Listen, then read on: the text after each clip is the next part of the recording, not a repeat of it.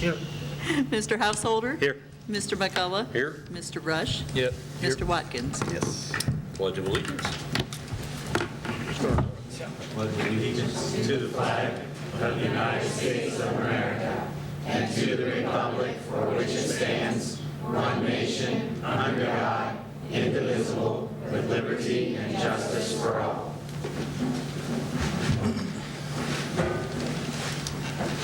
All right. Approve and/or corrections of the minutes for the regular meeting, October 17th, 2016. Motion to accept. Householder. Second. Rush. Any discussion? All right, vote. Mr. Householder? Yes. Mr. McCullough? Yes. Mr. Rush? Yes. Mr. Watkins? Mr. Blue? Yes. Okay.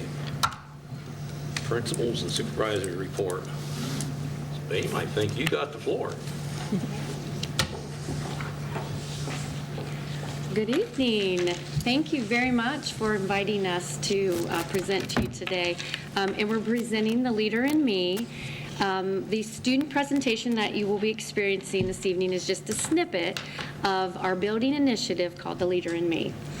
The Leader in Me is an initiative, school-wide model that enables educators to unleash each child's full potential. That's what we're looking for.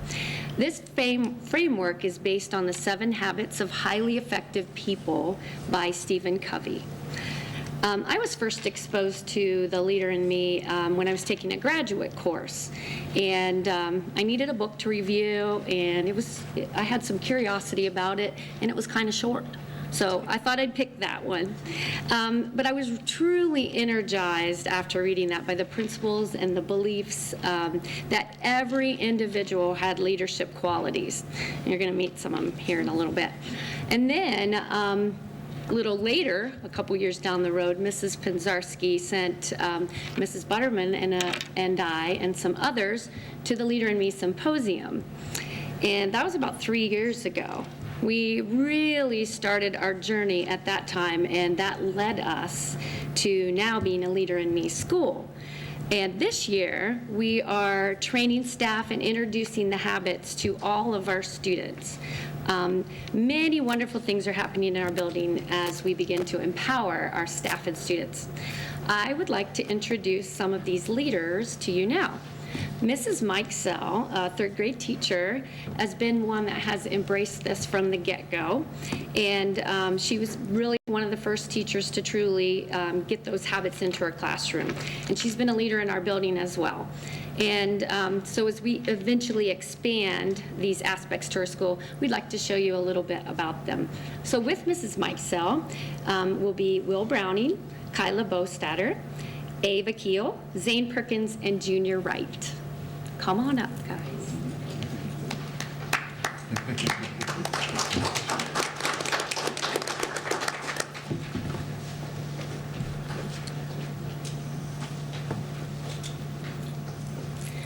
Thank you very much for inviting us today. The kids are very excited to be here, and I know their parents and families are too. So we're a little nervous, but here we go.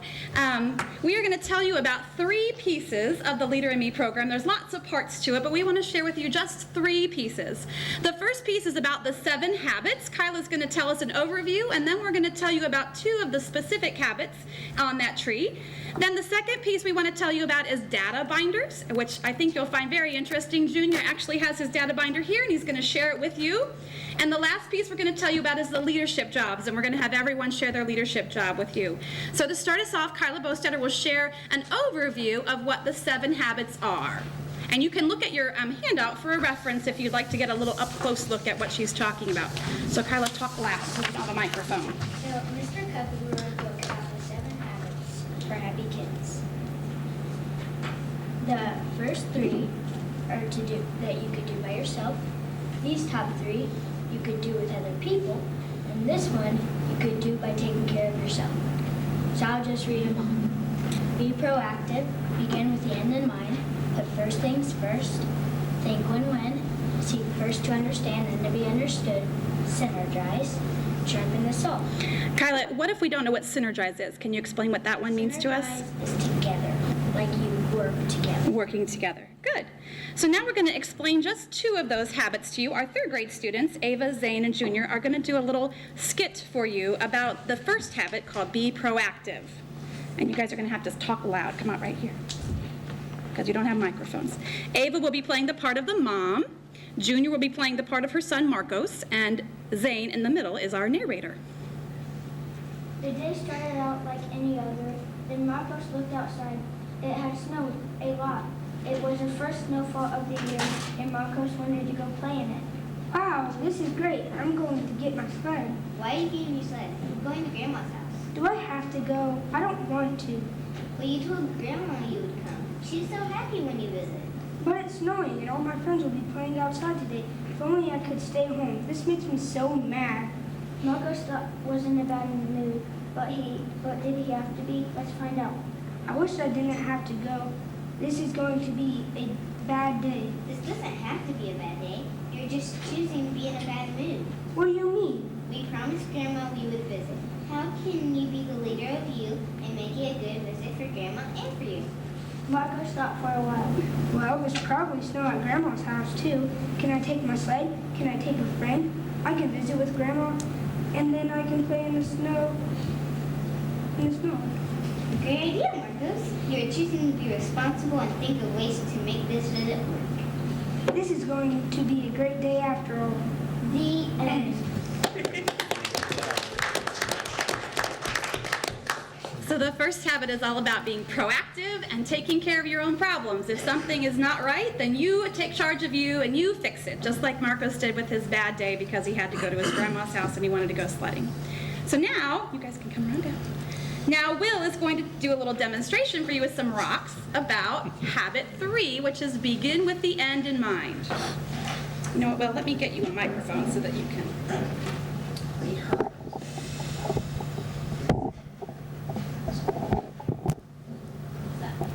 Good. Alright, so you have your things in life that aren't very important, like maybe watching a game or taking a nap or something. They're not very important. So you do all those in your life, you do all them, and then you try to fit your important things, which are your big rocks in. So maybe like your job, a job interview, your family, and my job is to not go over past the top. If it goes over past the top, it won't fit in your life. So if you try to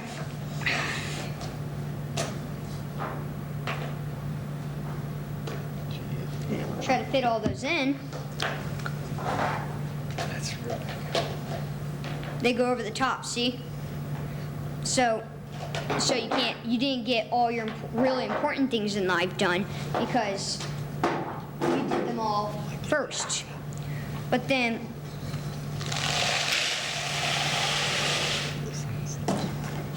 you put your first things first, which is do your important things first.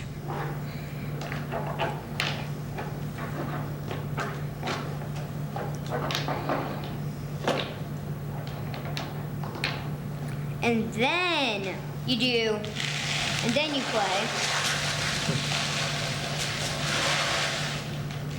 You get all of them in. So, and if anything overall goes over top, it'll be little rocks, and those things are the not very important things in your life, so you don't have to do those things. So for first things first, you can see on your handout, it is for work first, then play. That's right. Thank you.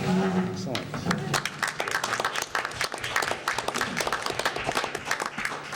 So we talk about these habits every day. We have posters in our classroom like the ones you see. We try to incorporate them into everything we do. Last year in my class, we incorporated it into writing, and we made some books where each student wrote about their favorite habit and somebody in their class that demonstrates that habit and some examples of it. So I'll pass these around if you'd like to look at it briefly. You're welcome to. Different teachers choose to do these things different ways. Oh, you already saw it because you have one at your house. But that's just one example of how we integrate the curriculum and the 7 habits together and teach 2 things at once.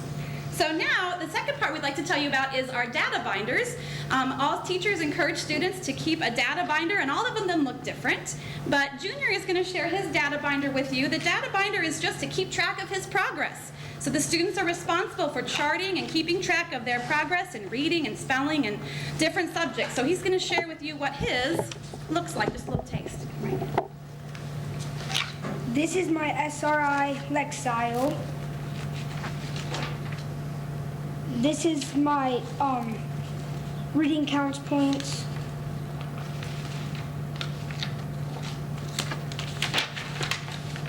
This is my facts fluency from OB Max. These are my badges from OB Max.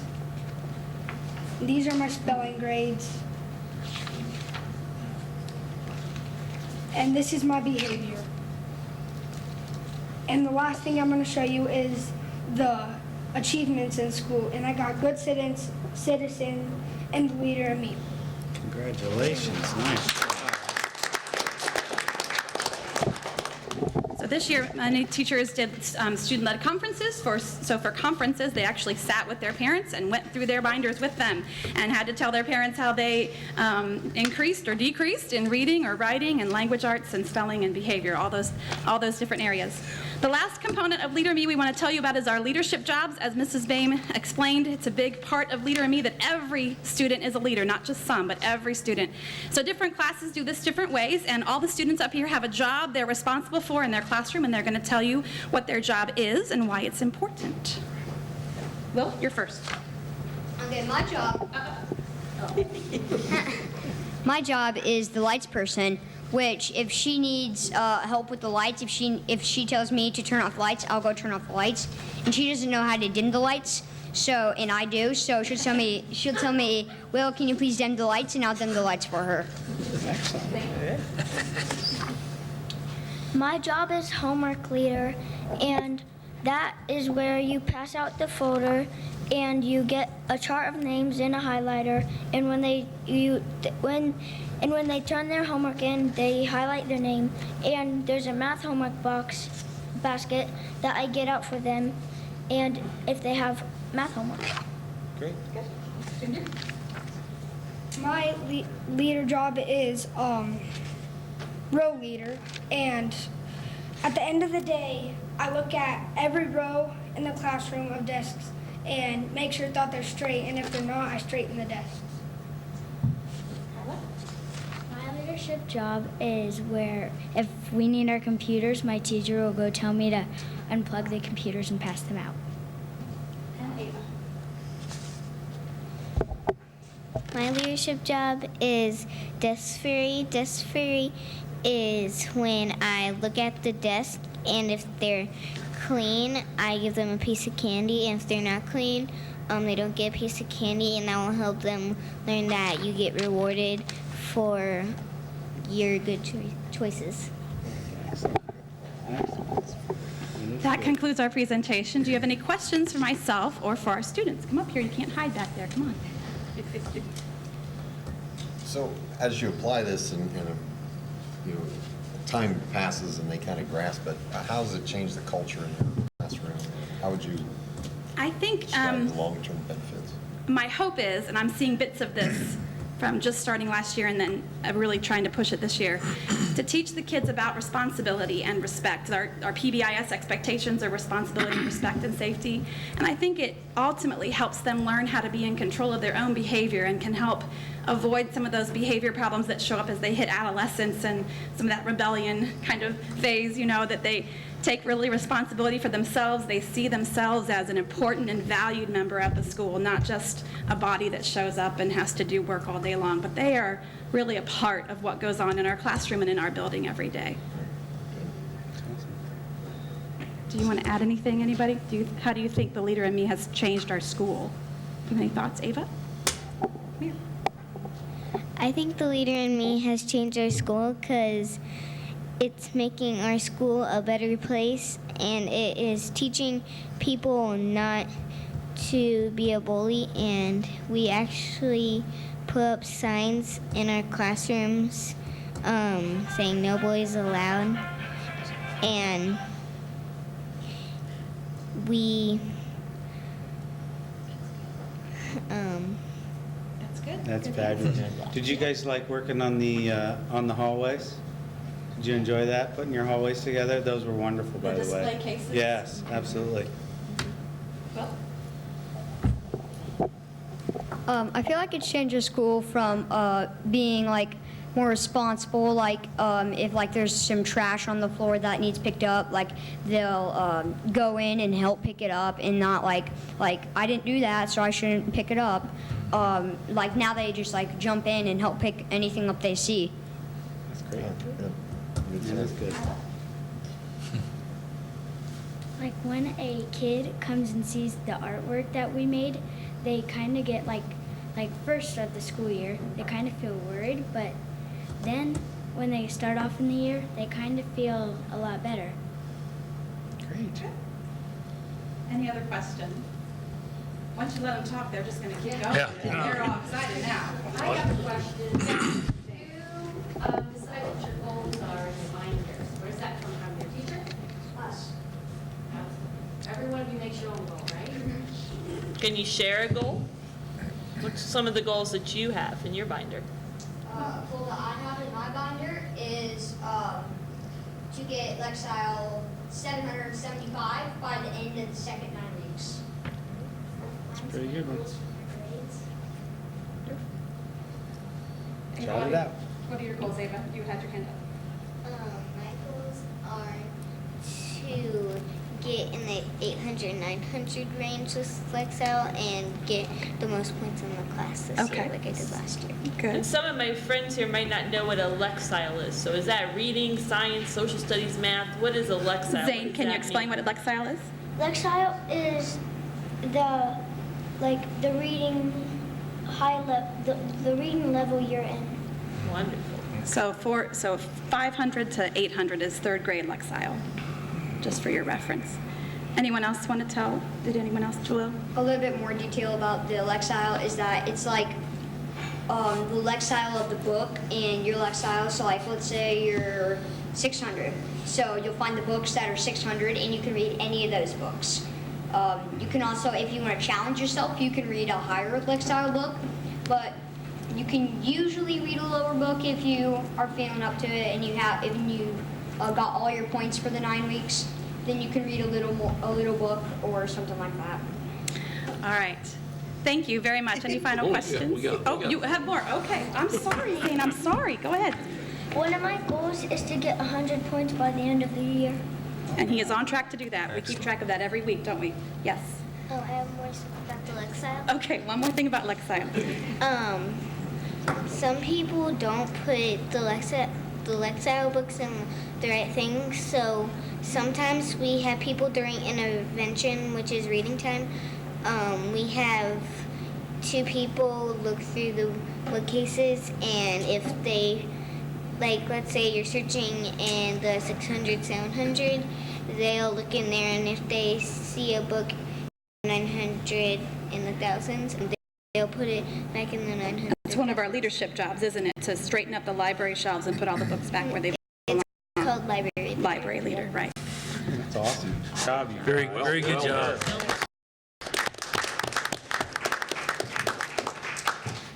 I think one of the most exciting things is every student I've talked to is just as excited and enthusiastic about the program as you 5 are, and that's pretty impressive coming from the whole group. Absolutely. Nice job.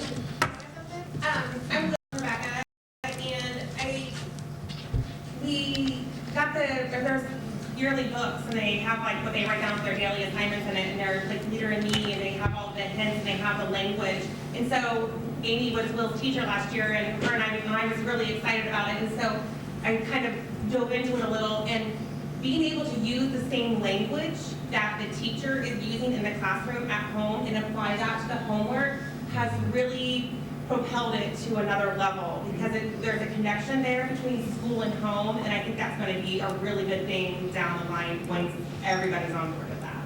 Great. I think it's a great program. Good. All right. All right. Thank you very much. Thank you very much. Thanks, guys. Well nice done. work. Very nice. Good job. And Keep it up.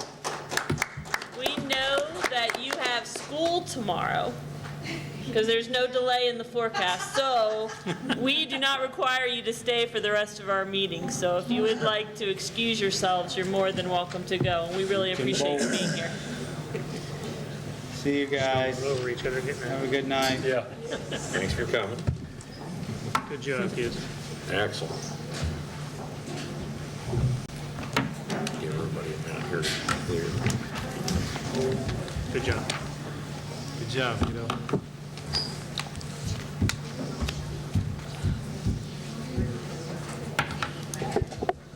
I don't think we have any more tonight at the podium. I don't think we have anybody for We don't. public participation. Don't have anyone left, I don't think. Everybody cleared Nick's it. here, but that's all. Okay, number 6, treasurer's reports. Motion to accept. Watkins? Second. Blue? Any discussion? Vote? Mr. McCullough? Yes. Mr. Rush? Yes. Mr. Watkins? Yes. Mr. Blue? Yes. Mr. Householder? Yes. Very good. And number 7, superintendent's reports. I think just to be advised that we have school tomorrow, but we'll be off Wednesday for the Thanksgiving holiday. And then we have a teacher professional development day the Monday after. So just to be aware, that's something new. But that's really. How is that, those are new this year, how is that working out I over think the it's- 2-hour delay? I think it's been a real positive. A 2-hour delay was always so disruptive.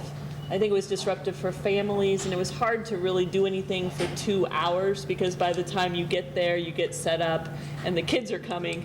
You really had a shorter period of time by taking a full day, and we utilize those full days. I think the teachers can get so much more done. Good. Well, number 8, finance committee. Really? The Finance Committee did meet, and the only thing that was discussed is apparently we have some employees that are already enrolled in Medicare, and because you're enrolled in Medicare, you cannot have an HSA account, but they can have what's called a health reimbursement account. And so Looking Tracy's into how to set that up. working on that with the consortium on how to get those people their benefit too. Get them benefited, so That was about the only thing in finance. that was it. Facility? We haven't met since last meeting. We did have the pre-bid meeting. The pre-bid, yeah. For the bus facility. So that was, I think, helpful. Mark helped with that too, so Yeah. appreciate that. We'll see where that goes. We're working on it. Yeah. Get some feedback from some builders. We had 10 potential people, so. I think one's already said they were Okay, not yep. interested, so. You have But a that's pretty question common. in the back. Mark, you have a question in the back. Oh, Can you guys just please speak up? I can't hear a word that you're saying. And when I sit closer, it doesn't. let me tap the microphone. I'm wondering if you're on. I Well, Hey, they're not John, on in he's here. on. They're not on in here. Because people complained that they could hear an echo. No worries, we appreciate it. Yeah, what we were We're talking good. about, we had a pre-bid meeting for the bus facility that we're looking at building out by the elementary building, and had a number of suppliers that came in to get the information. It was basically an information sharing meeting, so that process is moving forward, and we're looking forward to the information we get back from them, pricing, ideas on how it'll be built and such. So will later actual design be done or something? Yeah, we're kind of doing I guess we'll call it a design build type process where we basically just put out some parameters of what we're looking for, and then hoping for interested vendors to come back and kind of give us not a specific bid, but a kind of a cost estimate, and then a a rough draft of a design, just a basic layout, and then we'll move forward from there. As well as qualifications, have you built buildings like this before? So they'll be able to showcase their experience level and if there are any fees and those kinds of things associated with designing the facilities. So is this to be done in lieu of using an architect? Correct, yes. Since it's a fairly straightforward building without, a lot of interior, really, things going on, is pretty much open space. Yeah, I mean, the bus garage is just a big barn. Something most of them have Full done bus. many times, so. And just to clear up, because I know I get some questions, there's actually a bus barn, and that would be where the buses would be housed. And then there's a transportation kind of maintenance shop, if you will, where they would do all the bus repair, have the office, possibly do warehouse space, that kind of thing. So it's actually potentially 2 buildings, if you will. So just to kind of clear that up, because sometimes we meld them together and people get confused. But right now, we're probably looking at 2 different buildings. But done as one project? Mm-hmm. Right. Absolutely. Yep. All the same project.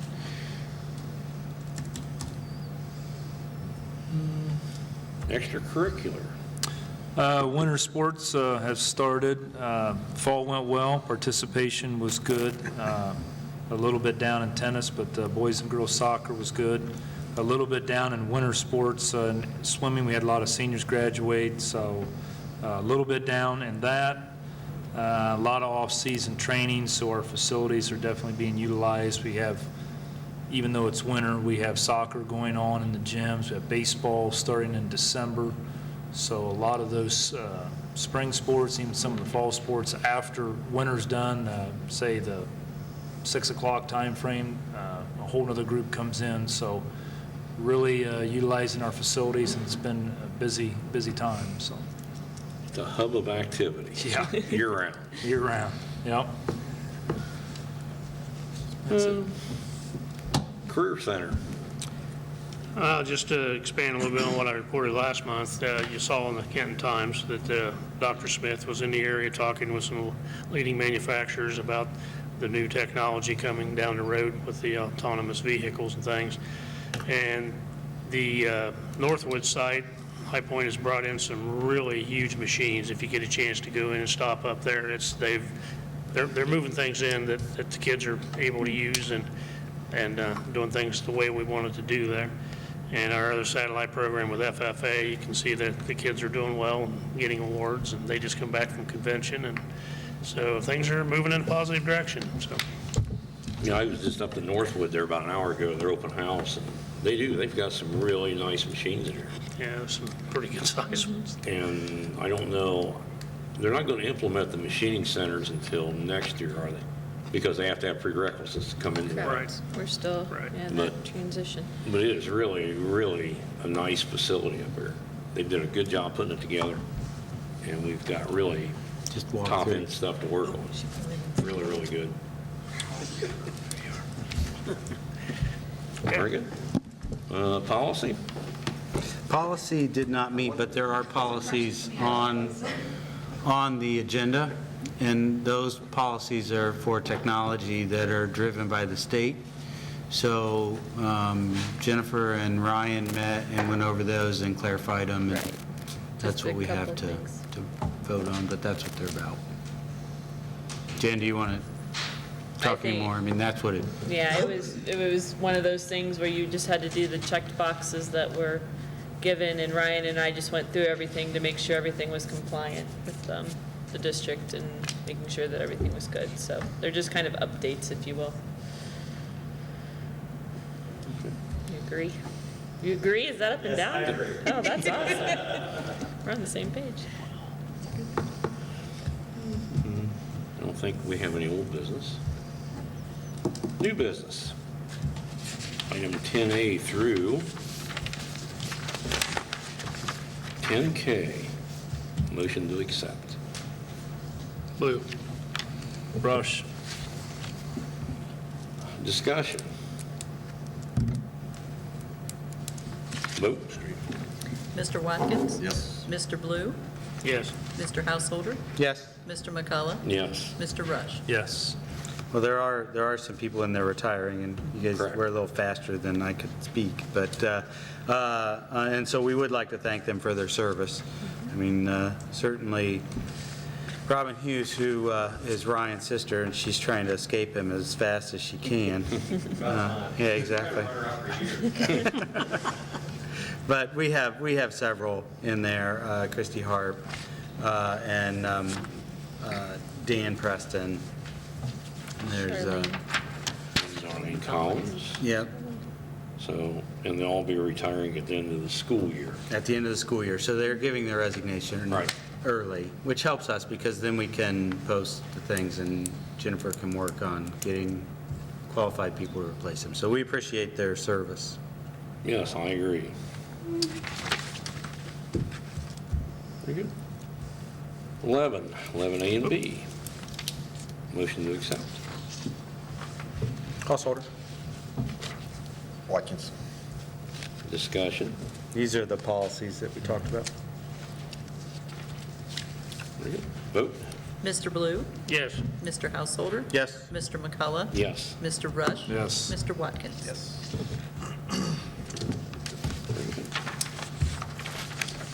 Okay, motion to go into executive session.